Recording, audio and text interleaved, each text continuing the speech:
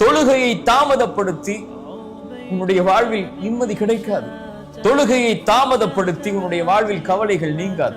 தொழுகையை தாமதப்படுத்தி உன்னுடைய வாழ்வில் இருக்கக்கூடிய நோய்க்கு மருந்து கிடைக்காது.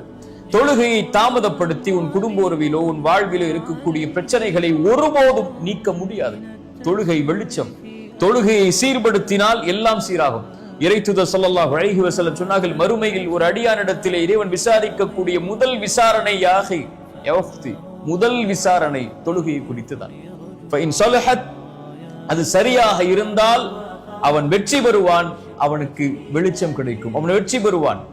யாருக்கு அது சரியில்லையோ அவன் நாசமடைவான், நஷ்டமடைவான்.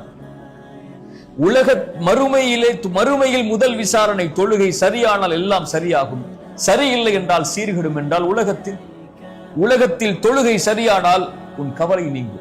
உலகத்தில் தொழுகை சரியானால் உன் கடன் நீங்கும். உலகத்தில் தொழுகை சரியானால் உன் செல்வம் பெருகும். இந்த உலகத்திலே தொழுகை சரியானால் உன் குடும்ப உறவுகள் சீராகும். தொழுகை சரியானால் ஹலாலில் இருப்பாய். தொழுகை சரியானால் மானக்கேடான செயல்களின் பக்கம் நெருங்க மாட்டாய். பாவங்களிலிருந்து விலக்கி இருப்பாய். வாழ்வு முழுக்க இறை நினைவில். அந்த இறை நினைவு, இந்த தொழுகை உன்னுடைய வாழ்வில் இருக்கக்கூடிய கவலையை நீக்கும். இதை மறந்து இதை விட்டு நீங்கிவிட்டு கவலை வருகிறது, கஷ்டம் வருகிறது, வாழ்வில் சிரமம் இருக்கிறது, என்ன செய்வது, எப்படி வெளியேறுவது, எப்படி எனக்கு உதவி கிடைக்கும் என்று புலம்புவதால்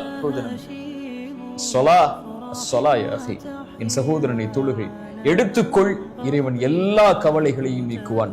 ரப்புக்கு முன்னால் தொழுகையில் பணிந்து இறைவா என்ற அழை, அதன் நிம்மதியை எங்கும் நீ பெறமாட்டாய்.